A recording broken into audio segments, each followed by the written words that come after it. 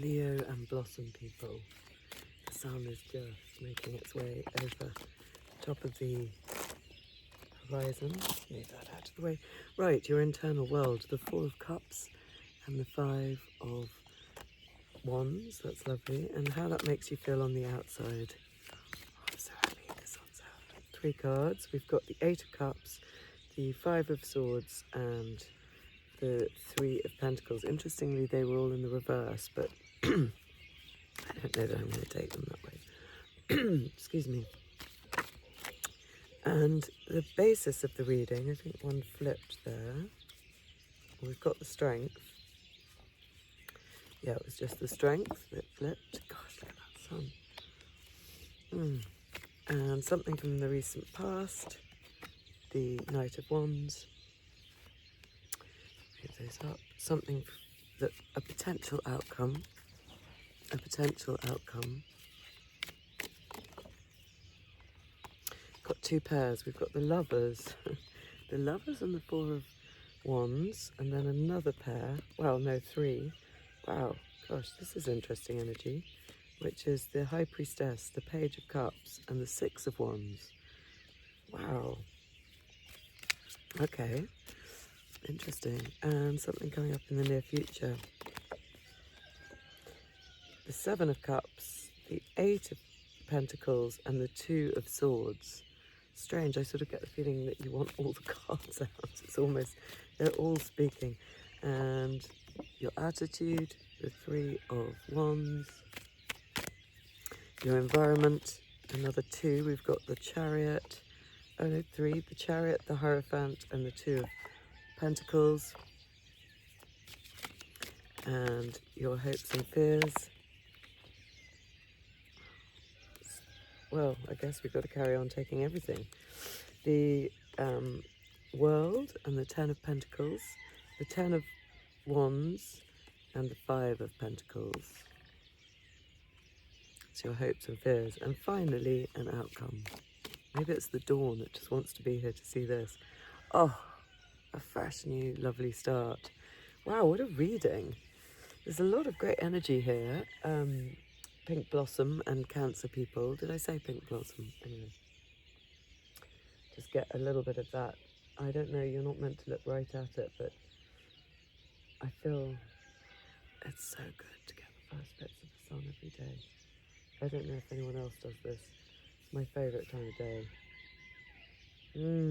Anyway, right, diving in. So, you're internally fighting. It's interesting, you don't want to take a cup, but then we can see you competing.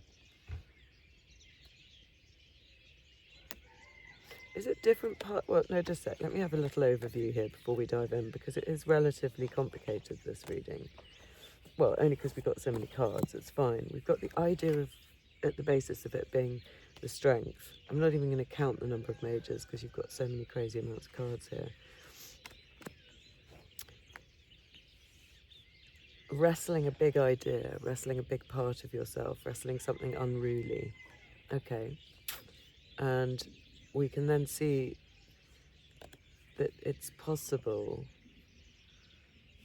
Okay, let's just keep going. So, inside, you don't want to take, you're sort of fighting and competing for something, and it's as if you're missing the really good opportunity. What makes me think of when I was a kid, I'd always be the child at those small parties. It's so strange because I'm quite sociable, but at those little parties for little people, I didn't want to play the games. Yeah, that's what it is. I didn't like playing the games. It made me feel exposed. I didn't like it, which is strange because I then kind of grew up to be the kind of adult who loves a game. But as a younger child, so I'm looking for the big glasses. Anyway, we'll carry on with these. As a younger child, I really didn't like playing games. And this is what this energy internally makes me think of with you here, Leo and Spring Pink Blossom people. You don't want to jump in and compete. You don't want to take the cup. The grass in this picture is looking like a carpet to me. It's got a very sort of patterned feeling, and you're really sitting this one out. And these kids are all having fun, and they're almost in the same space, aren't they? Like, it's as if he's just sat off to one side saying, I'm not playing. So that's you internally. There's something to compete for that you're refusing to get involved with, something that you won't, and it's a good opportunity. And why wouldn't I join in when I was a kid? I'm not really sure. Why are you not joining in? I just didn't see myself like that. I found it too much or something. Interesting. And the way that makes you act on the outside is that 3, 5, and 8, so interesting, this energy, is you want to walk away from things as they've been, but you're having to have a fight with somebody or some people that you've always cooperated with rather a lot before in the past. So the 3 of Pentacles equals a sort of cooperative group building something together very well. And then this horrible fight, and maybe that is only a stage, but that nobody really wins with, that has you then leaving.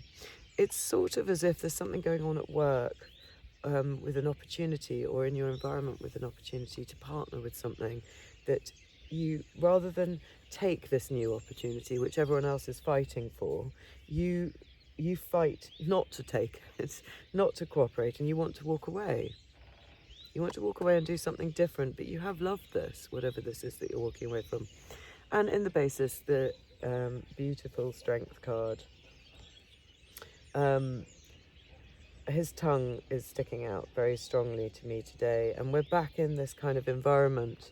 It's still this pastoral scene. I feel like she could be part of what's going on in your internal world with these kids and you not taking the thing, and she's just off to the other side. Maybe she's, yeah, I feel like she's this side, grappling with the bigger concepts at hand. And it's like part of you that needs to learn to deal with some sort of fear of change or confrontation. It's not confrontation, it's fear of something that's moving forward. That's what I think. In the past, you've just rushed in to take a chance at something. Maybe this was the fight that we can see you having, or maybe you tried out this new thing and it didn't work for you. I keep thinking AI, or I don't know why that's so on my mind. Well, it's on lots of people's minds. But you've tried something in the recent past. You've had a go at it. It doesn't say it doesn't work for you. You've tried something out. Maybe you've tried a negotiation at work. Maybe you've tried to talk your way through this. I'm seeing the little rosy symbol on his ear by his helmet. So having a kind of natural concept in your mind when you go for this chance that you're taking. And in the outcome, potential outcome, we have this beautiful 4 of Wands with the major 6 of the Lovers, which is making a sort of perfect partnership, an absolutely perfect partnership with something. Just harmony, structure in the 4, taking this chance, this choice that you've been given, grasping it and making something stable from it. And then from that we see the 6 of Wands, which is you being acknowledged by your peers, and then probably being acknowledged by your peers for using your intuition and your imagination. So are you a writer? Are you somebody in the spiritual realm? Do you deal with, are your gifts really coming online? Are you becoming more and more, I think they might be more and more adept in understanding things beyond the veil? Things that might have seemed whimsical and imaginative to people in the past, but are now being acknowledged by your community. Does anything else stand out? A golden-haired person at the back that I've never really looked at, with a big sort of bunch of hair, and then a big gold feather as well that makes it look like the hair is going off over here. as a big supporter. That's on the Six of Wands, and the moon at the High Priestess's feet, and these two pillars that indicate a kind of melding of opposites, an easy melding of opposites, and then that it was just a stage that you were viewed as naive, and that this was all just your imagination. It's like you've brought something out of the imaginative world for other people into the real world, and maybe for yourself as too. This is a potential outcome. Then we look at something coming up in the near future, and we see you as the minor to the High Priestess, still working on how to sort of bring this incredible intuitive gift to the forefront. Yeah, working hard on it with the Eight of Pentacles, Will Fell. God, look at him. What's jumping out about him today? The big hammer, that it's just a stage. These two are just a stage because they've both got these double lines that indicate that this is like a scene that will change, you know, sooner rather than later. Right at the corner of his bench, you can see that. His red tights, and the one coin that he's got ready already. So yeah, but, so there is still a sense of confusion with the Seven of Cups, because you're not quite at the High Priestess, you're still pulling some idea from the ether. That could be it as well. You might have had, you might have not been jumping in to compete because you've got this other idea that you think is better. And it might be that that's the idea, that this idea that's percolating down isn't quite there yet. All the components of it aren't quite there, or the new way of expressing it. But in your attitude, we see you as the Three of Wands. I keep wanting to see pentacles where there are wands, which suggests to me that your passion and your drive are giving way to something that will be lucrative as well. So here in the Three of Wands, you can see your ships coming in, and you, with your racing driver cape, I always think, and the green at your feet, are feeling very illuminated. You know exactly what you want now, and it's coming to you. So there's a sort of locked on sense. You've got your back to us because you're so focused on what it is, this amazing product that you want to bring, or this amazing expression of your creativity, your intuitiveness. Right, intuitivity. Okay, then in your environment, this wavering Two of Pentacles, with a sense of, oh, there's the deer. Maybe we'll get to see one. He's barking. With the sense of something being morally ordered, and then this mythic quest and this fast action. So when we see the Chariot, we always say that's the mythic quest. We always say that he has to balance, it's this split laser beam, and it's quite fast and furious what he has to go through. And then we see also this Two as well. So it suggests actually that you are in your environment having to sort of try and morally get it straight in your head, how you juggle these two existences, these two ways of being. Now, if this is at work and you're bringing this other idea online, then it's sort of almost not keeping it hidden, wanting to be fair to the people at work. It's only a stage, this juggling, because we can see a stage card as well. I hope the big stag comes out. But if it's also that you have a sort of another identity, or you work for yourself and you're about to, you know, you're trying to sort of get this all square, you might have another work identity or another way of doing your work. Maybe you're an artist who's always done things in quite a kind of conventional way, and now you're about to go into kind of mythical art. What's that wonderful woman? Hilda Klimt, Hilma Hilda Klimt, or Leonora Carrington. I was thinking about her book, but she was also a surrealist artist, and she wrote this amazing book, The Hearing Trumpet. Very funny, very strange.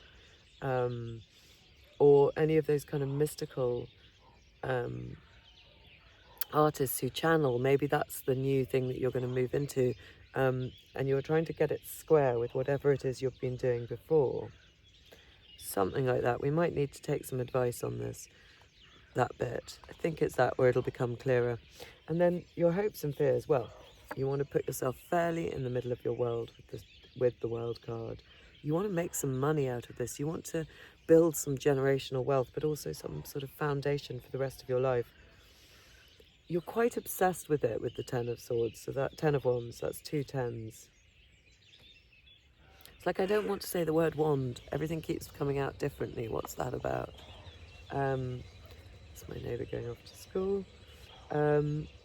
So quite obsessed, a bit worried it's going to become all too much.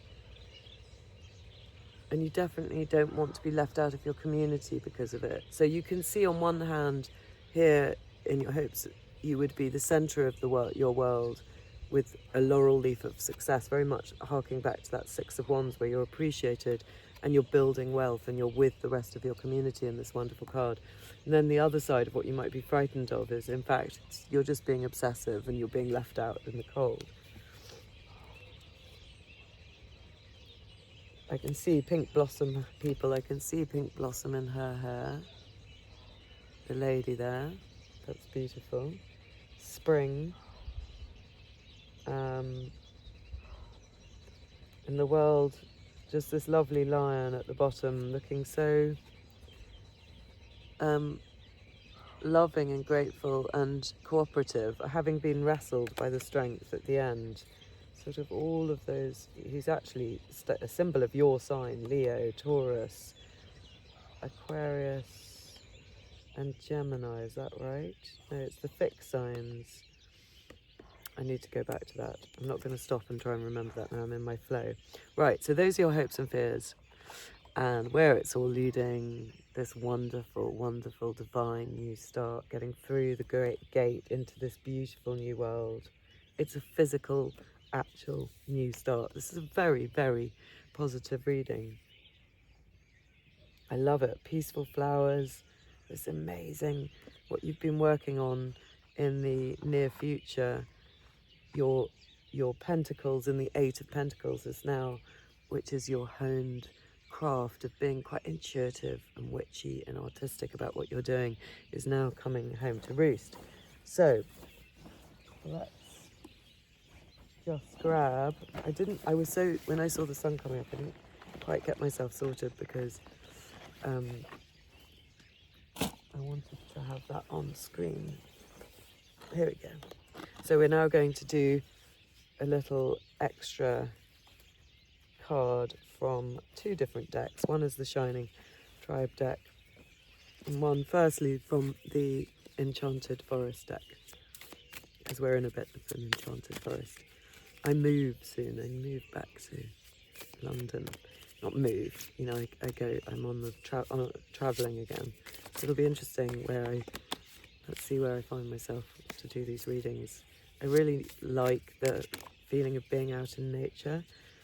It kind of helps me be a bit informed by that, but let's see. Lovely. So the 10 of Visions has come up with the pink blossom. Can you see that? Oh, how do I get this into focus? Oh, do you see the little pink blossom there? Next to the unicorns. It's making a nod to it. Beautiful 10 of Visions. I think that's the 10 of Cups. It's saying you're going to love this. It's sort of almost like it's saying, what a wonderful reading. And the cards are sort of, the Enchanted Forest cards are almost saying, I love what you're doing. Whatever it is you're doing, you're getting a kind of, that's the feeling I get, is you're getting a massive thumbs up. I hope you've got a good idea of it. Let me know. I'm interested. Okay, 10 of Visions. True bliss, gratitude for blessings, a close and happy family, soulful joy. God, who wouldn't want that? There you go, you can see it now. The melody of a gentle brook cascading into a pool draws you towards a moonlit glade, where you come across a breathtaking sight. A family of star-dappled unicorns. The parents and the little one rest peaceably upon the velvet green canopied by apple and cherry blossom. That's so insane. The pink blossom. A group of unicorns is known collectively as a blessing. The blessing of unicorns is not about worldly success or material well-being, but rather about soul fulfillment and bliss. There's a time of there is an element of immortality in this card. This is a joy that is timeless, eternal. No matter what happens, it's a spiritual touchstone. This card offers a vision of familial happiness, which can, of course, be any combination of people, but not just two parents and a child. What matters is a commitment to each other in unity and harmony. If that doesn't seem to apply to your question, think about what would bring you lasting bliss. The unicorns offer their magic to help you realize your most blissful visions. Yeah, I told you it felt like a blessing. That's exactly it. There aren't many unicorns in the Forest of Enchantment. Dappled unicorns like these are even rarer. They can only be seen when the moon is full. Yeah, it feels like a blessing. It feels like the universe wants to lend you, the natural, magical universe wants to lend you some energy for this, whatever this exploration into this world of spirit and intuition is, whether it's through art, through business. Maybe you've just started a practice of meditating and it's giving incredible channeled messages, or you do this. I'm sure lots of people have their own tarot cards, but you're getting a big thumbs up for it, so that's absolutely incredible. And from the Shining Tribe deck, the Place of Stones. That's lovely. Let's see what this says. These are a little denser, so I tried to sort of skip through the Place of Stones. The dogs are all going crazy. Speak of stones. Gift of stones. No stones. Place of Stones. A safe environment, a place of wealth and security that allows us to adapt to change. Security that allows us to adapt to change. A place or a time in our lives where we truly can grasp that practical and spiritual matters really are the same. I think that's it.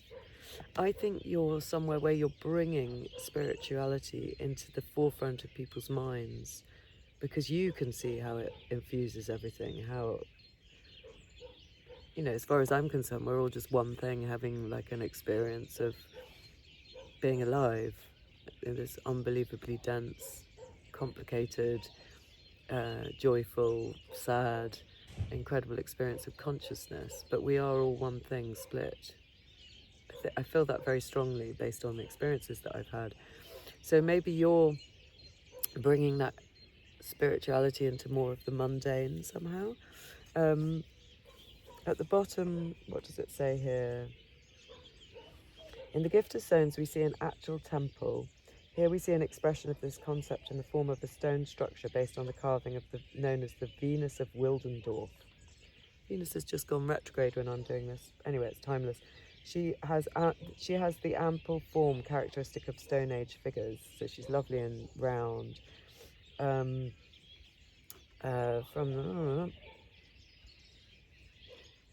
we talk a lot about the goddess. Okay, above the hill we see 3 sets of stone pillars. They mark the sunrises. We're here at the sunrise. At the 4 points of the year, the solstices and equinoxes, many Stone Age works marked exactly each event in the sky, linking the goddess's body to the earth and the heavens. For example, Stonehenge in England, the first rays of the dawn sun on the summer solstice pass through the stone pillars to strike the altar-like heel stone inside the circle. She's got that wrong. I go to Stonehenge a lot. The heel stone is actually outside. The heel stone is outside of the circle, but she's got the right idea, which is the light strikes the stone and then would send a shadow all the way into the circle of Stonehenge. I'm sure you're aware of the idea of it, that then hits another stone like a kind of fertilizing process. But she's talking about that. God, Stonehenge is wonderful if you ever get a chance to go. It's so interesting. And on the solstices and the equinoxes, you're allowed to go in for free. It's a fight to get in there on summer, but it's worth it. It's not a fight. Nobody's going to be turned away, but, there's traffic. But you get to go right up to the stones and experience them, which is incredible. So the same in Ireland, we have, must go there actually, the New Grange, where the light comes through the doorway.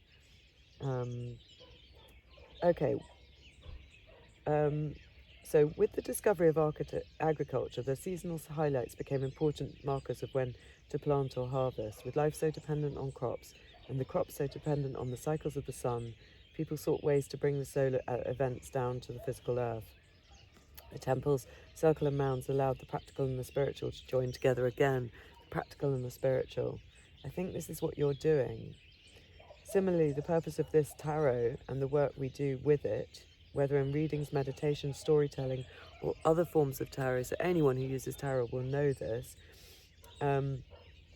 is to gain a greater understanding of the sacred and bring it into our daily lives. Maybe you're a tarot reader, because that's exactly what we're doing here, playfully allowing our minds to become quite sort of poetic and diffuse. We're allowing divine ideas to seep through, which is what I love so much about it. This is why the deck borrows so many images from prehistoric or tribal traditions, so that we can find our own paths in this ancient web of treasures. Gosh, the dogs are going nuts today. At the bottom, we see a deer with a human-like face. Oh, sorry, I've been doing it back to front. There we go. This is a particular image from a 5,000-year-old temple dedicated to a Sumerian goddess of birth and rebirth. The flame antlers and the red stones of the temple recall the red ochre that all over the world symbolises the life-giving power of earth. Ochre is an interesting example of the merger of the spiritual and the practical. It's a symbol of blood, of energy. Ochre pots are found near skeletons in graves. Farmers sometimes used ochre-painted stones from prehistoric ruins on Malta to fill their own stone walls. And then we learned from the Aboriginal people in Australia, who still use ochre in their sacred traditions, that the mineral possesses great healing properties. So you would use it for arthritis. We must try this out. The spiritual meaning enhances the medical power, and the medical the spiritual. I love that. So maybe you work in a kind of alternative healing space, like physical healing space, acupuncture, massage, Reiki, all of those kind of things. We're here on Red Earth at the moment. It's interesting. I need to get my feet into that. How wonderful. What an incredible reading. I mean, I think we've been given all these different options, because I think there's a whole collective of people who are starting to bring this spiritual... I mean, it's been going on for many millennia, but I think there's a push again to bring the spiritual into the everyday. The everyday is becoming so topsy-turvy and difficult to follow and nonsense that actually, in the age of being able to alter video content, in the age of being able to put anything out, news agencies seeming to be biased in various different ways. Messages. I was just getting some extra clarity. When we're in an age where all the messages feel quite confused, where can we trust? What can we trust? We can trust what we know to be true from a spiritual perspective. That's half the deck. What we've known of Mother Goddess. These are the ones that are standing out to me. Of something we've known from the past with the Six of Cups and the Ten of Pentacles. Generations of knowledge that give us cause to sort of celebrate. This is beautiful, and balance everything in the Pentacles, Six of Pentacles, and find our own path. Those are all the uprights. So it's saying maybe you're delving into those kind of mystical, because that's what people are going to have to rely on. They're going to have to rely on their own intuition increasingly, because everything is so topsy-turvy. But how brilliant if that's where it pushes us. Wouldn't that be amazing if people just go back to understanding intuitive truths? And maybe you've got a way of furthering that cause. So that's wonderful. See you again.